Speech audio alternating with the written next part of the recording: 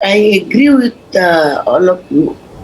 Just I wanted to give a comment briefly that how the COVID has challenged women leadership to be frontline workers, and that is quite visible when we see the migrant women don't want to go back to different places.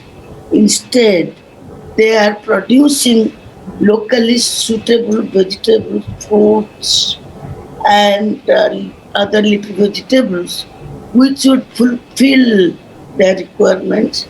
Perhaps the nutritional level will improve and recognition of their work.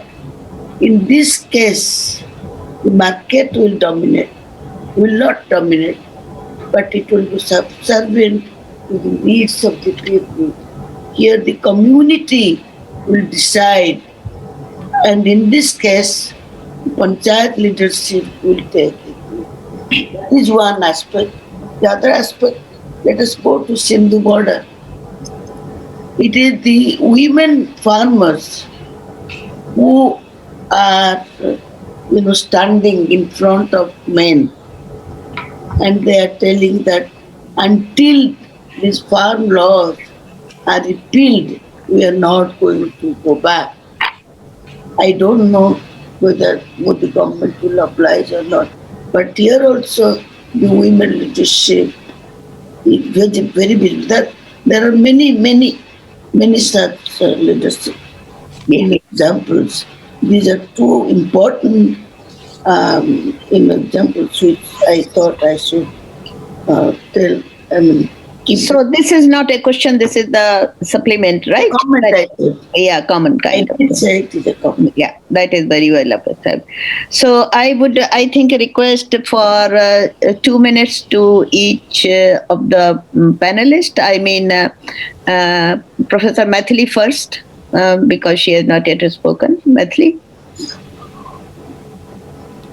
Thank would you. you like to say something? Yeah. See, see, we refer to women who are there in the lower rung of the society, striving hard. Those women get the attention, like the maybe the farmers, maybe the Anganwadi workers, or maybe the laborers, etc. And on the other side, we have women who have excelled in the corporate sectors, and as leaders, and have led and made brought high profits for the company, and as well as made become visible. Now, the education is one sector in which women are, which kind of women enter. They are the women who are educated, who have a family background which is fairly educated. Maybe the parents are also in the formal sectors of employment. When it comes to their leadership in the schools, that is very less talked about.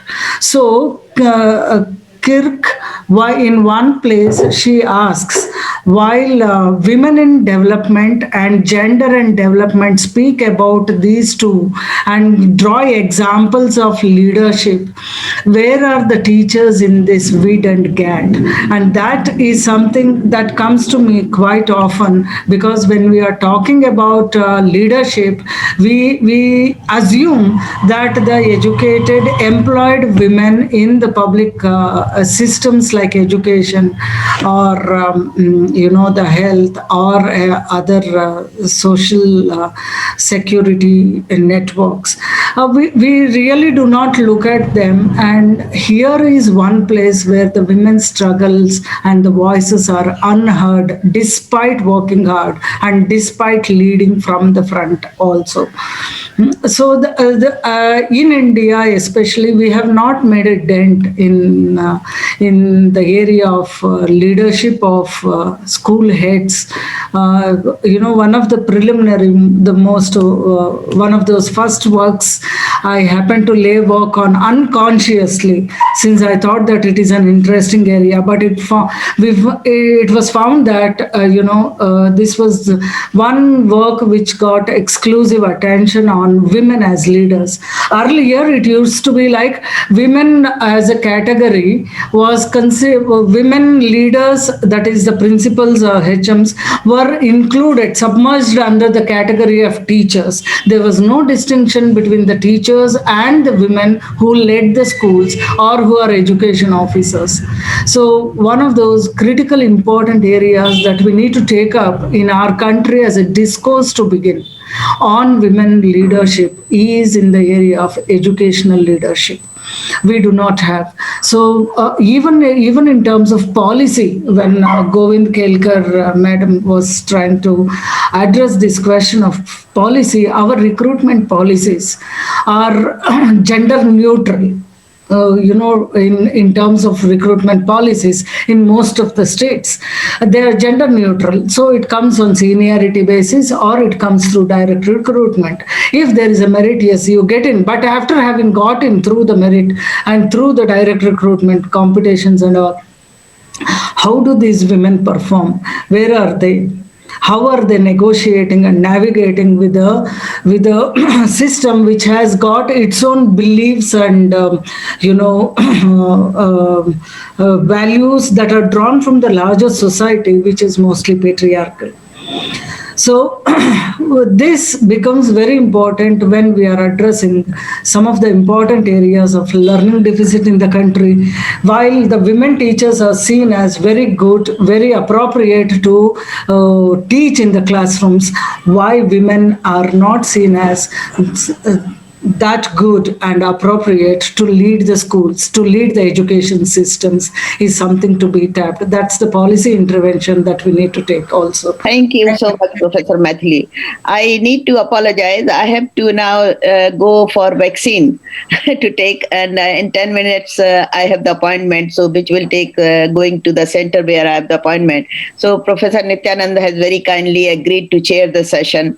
I am sorry that I am missing this very important kind of discussion, but I'll connect with you later. So please excuse me and continue. I hand over the chairpersonship to Professor Nityanand. Professor Nityanand, please. Thank you, Professor Govind Kelkar, and hope for the best for you for your vaccination. Thank you. Hope you don't get any reaction. I'll let you know. Thank you. Okay, so continuing with the discussion, if anybody... Yes, sir. Can I make a small comment over now? Okay, yes. Yeah. I agree with Professor Nitya Rao that along with the legal reformation, there has to be a policy support system, no doubt about that one. But also we should make sure that the policy support system is also something which is going to bring about a real development in the lives of women, rather than trying to reinforce the patriarchal nature as far as the jobs is concerned. Like as we see in many of the self-development group, how the certain gender-based rules are something again reaffirmed, whatever the kind of a nature of job. To quote also, I'll try to show that only in MSME sector, only you have around 13.6% of the women entrepreneurs over there. So that is also quite shocking. We need to increase the policy intervention, should be more inclusive in trying to expand the scope as far as the women is concerned. Even in the corporate leadership, with Professor Maithili was talking about, we have around only 11% of them as far as the leadership position is concerned. That is also something which needs to be. So the policy reforms, policy support system also has to be oriented in such a manner that slowly we have to shed the patriarchal notions and value system associated with that one. So along with that, the legal reforms are going to bring about a lot of transformation, help women to really exhibit more of the leadership skills as concerned. That's my point. Thank you, sir. Okay. If I may just, So, Professor any Nityanand, other I think, participants would like to have any comments? yeah, I'll just make a concluding comment. Mainly, I don't have anything much to add. I just wanted to thank you and thank CST for the opportunity for having this discussion today on International Women's Day. I think in India we have seen a lot of progress, a lot of legal progress as well, especially in the 2000s. In the decade of the 2000s, there was a lot of legislation on violence. I think the Justice Verma Commission. And I think what we need to be really careful, and we need to, International Women's Day is about mobilization, about organization, about celebration. And my request to everybody is that we have to again get together to actually fight and struggle against the setbacks or the move backwards that we are seeing over the last couple of years, whether it is in terms of honor killings, whether it is in terms of violence, whether it is in terms of withdrawal of support to women, also to poor men. I would include in this that it is not only women, but when we are moving towards gender equality, is what we want. We want equal opportunities in all ways. And I think that some of the pushback that is coming in India against women's rights, I think this is something we need to be really vigilant about, so that, I know that there are many more battles to be won. And I think the women's movement for the last 50 years has been fighting, has been building bridges, has been building networks with other movements. And I think even small victories. I started my career in SEWA, which is Self-Employed Women's Association. It is a trade union of women workers. And one of our mottos was that we should celebrate even small victories, because it is so difficult for women to get equality or victories. We have come a long way since then, but this time, I think, is really, people pointed out, Vidyut ji pointed out to the farmers on the Singur border. The Supreme Court judgment, or the Supreme Court said that women farmers can go home, they're not farmers. I think these kind of statements is where we have to be very vigilant and very careful in order to immediately be aware of what is going on and to fight against it. I think we have to know how to choose our battles. And for me, the first battles are really that to hold on to the gains we have already made and then push forward. So with this, I would like to close and wish you all a very happy International Women's Day in solidarity. Okay, thank you. I guess we do not have any further comments and questions. I hope you all agree that we had a very interesting discussion. We started with, how patriarchy works in our society, in our family, and how that kind of acts as constraint for women coming out, participating in workforce, and eventually taking up the leadership role. We also have seen, discussed that there have been situations where women are coming out in large numbers in a particular fields where women are a large number, but when it comes to leadership role, they are not chosen over men. Suddenly, men are considered to be the, more appropriate for leading even the spheres where women are in large numbers. Now, this is also linked to what was coming from patriarchy, and not just patriarchy, but in a society where equality of opportunity is by and large absent. It's not just about women, but if you think about other marginalized section of population, be it Dalits, be it tribals, you will see a similar thing happening. They might come up to certain level, but then beyond that becomes difficult. But we have also discussed, women taking up leadership role in rural economy, in food security, and how they are providing leadership in a very difficult situation.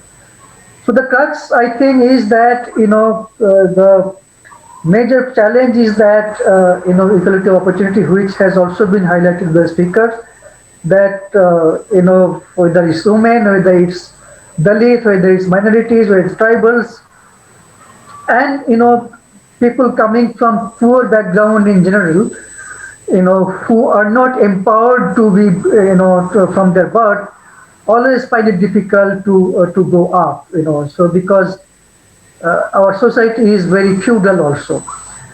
Now, unless we get into that, unless we ensure equality opportunity, unless we give equal education in terms of quality also to all, it's difficult to get out of all those things. So challenge is very huge. We have seen some progress, but of course that is not good enough. And hopefully we all would be with our fight. We all would be able to bring a better situation in coming days. I would now request Purnima to formally give vote of thanks to our honorable speakers and other participants. Purnima, please. Thank you, sir. Yeah, thank you, everyone. Thank you very much, everyone. On behalf of CSD, I extend my deep sense of gratitude to Professor Nityananda for his welcome note and for setting the tone for the discussion, and also for being kind to conclude the session as well. And I'm extremely thankful to Professor Govind Khelkar for agreeing to chair the session and for the wonderful job done. And my special thanks are due to the three speakers like Professor Nitya Rao, Dr. Maithili, and Dr. Venkat for their perspectives, the examples given on successful women leaders in food security, and for raising our concerns on critical issues that has to be addressed. And I also express my gratitude to my good colleagues at CST and the fellow participants of this event. Thanking you all. Yeah. Thank you, Purnima, for giving the opportunity. Thank you, CSD, for giving the opportunity. Ma'am, Nitya ma'am, got to see you on the panel, and I thank you so much. It was a wonderful listening to you, and as well as Venkat Narayan. Good to get in touch. Thank you everyone. Thank you CSD, and thank you Director Purnima, everyone, and the speakers Maithili ma'am and Nitya ma'am, everyone. It's really very good initiative, and hope we continue this dialogue for a long period. Thank you, everybody. Thank you, Purnima, for organizing and getting in touch. Thank you all. Thank you.